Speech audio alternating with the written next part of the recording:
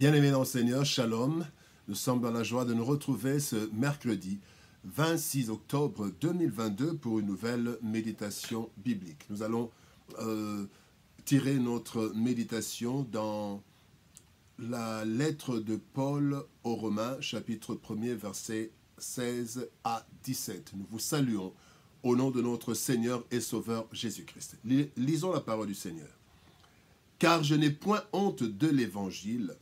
C'est une puissance de Dieu pour le salut de quiconque croit, du juif premièrement, puis du grec, parce qu'en lui est révélée la justice de Dieu par la foi et pour la foi, selon qu'il est écrit, le juste vivra par la foi. Et dans la version français courant, il est écrit, l'Évangile, c'est sans crainte que j'annonce la bonne nouvelle.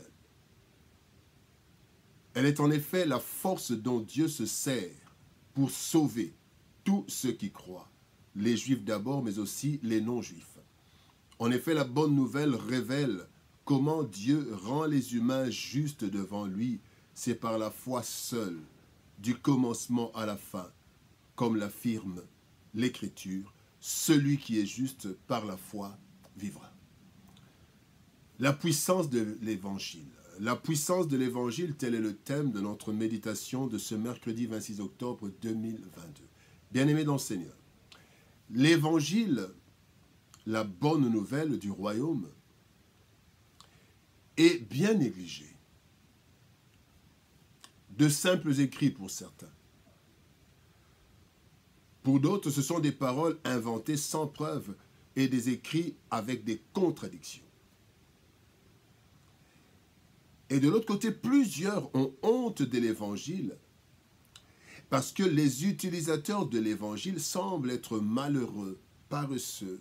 Ils se retrouvent parmi ceux qui n'ont pas réussi. Ça, c'est l'image que nous avons de l'Évangile, que plusieurs ont de l'Évangile.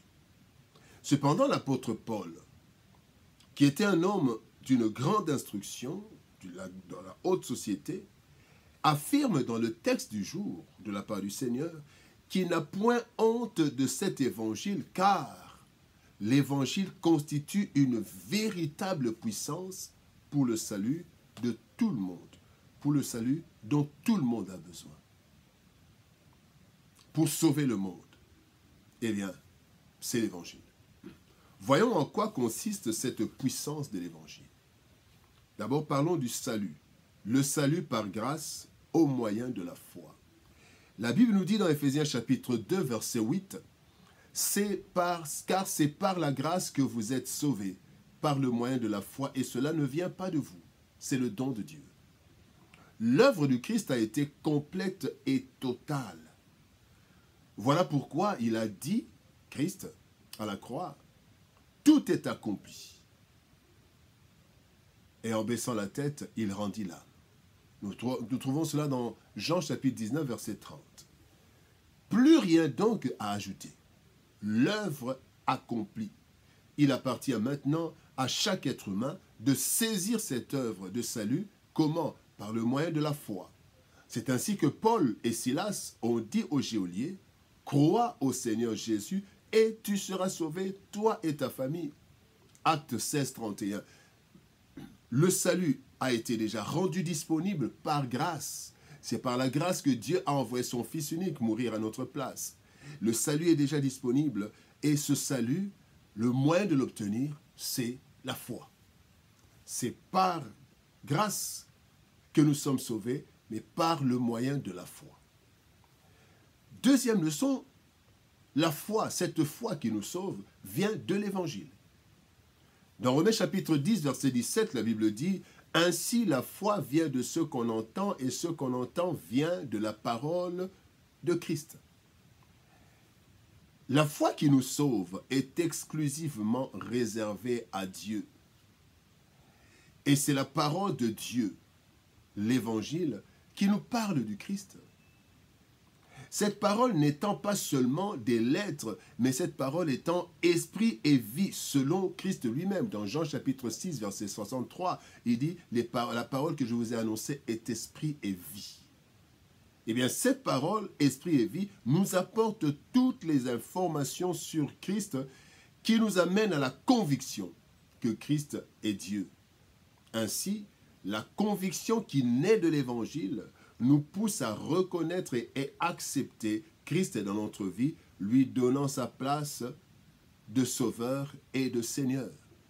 Et donc, la foi qui nous sauve vient de l'Évangile. Ainsi, la troisième leçon, c'est que l'Évangile est la puissance de Dieu pour le salut des hommes. Romains 1,16, dans le texte du jour, il dit « L'Évangile, c'est une puissance de Dieu pour le salut de quiconque croit. »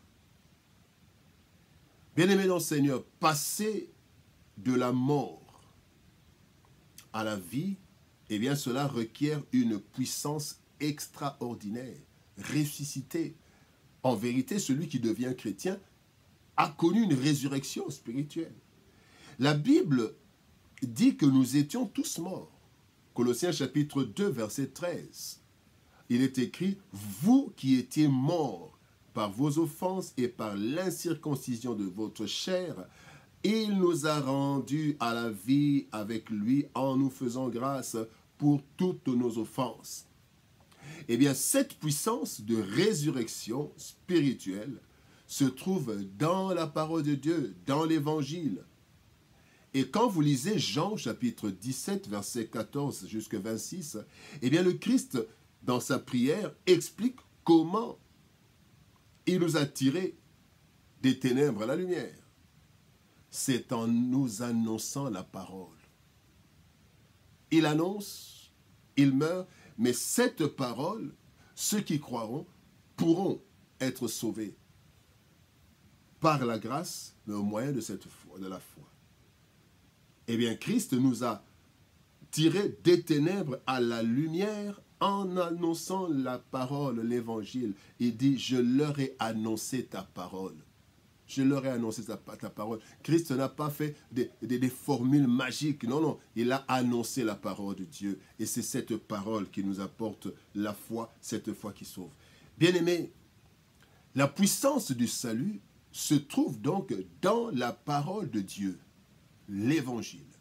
Et cette puissance agit dans la vie de quiconque y croit. Celui qui croit à la parole de Dieu, bien-aimé, eh bien celui-là est sauvé. La puissance de l'évangile. Il est impossible d'être sauvé sans la foi. Cette foi vient de la parole de Christ que l'on entend et que l'on accepte, donc l'évangile. Cette parole de Christ, c'est l'évangile, la Bible, l'évangile, la bonne nouvelle du royaume. Donc c'est l'évangile que Dieu utilise pour sauver tous ceux qui croient. Cet évangile, bien-aimé, nous apporte la vie. Cet évangile nous apprend à conserver cette vie. Et cet évangile nous fait découvrir les merveilles de Dieu pour que nous puissions avoir une vie comblée et épanouie sur cette terre avant d'entrer dans la félicité céleste et éternelle. Bien-aimés, n'ayons point honte de l'évangile, car c'est une puissance de Dieu pour le salut de quiconque croit.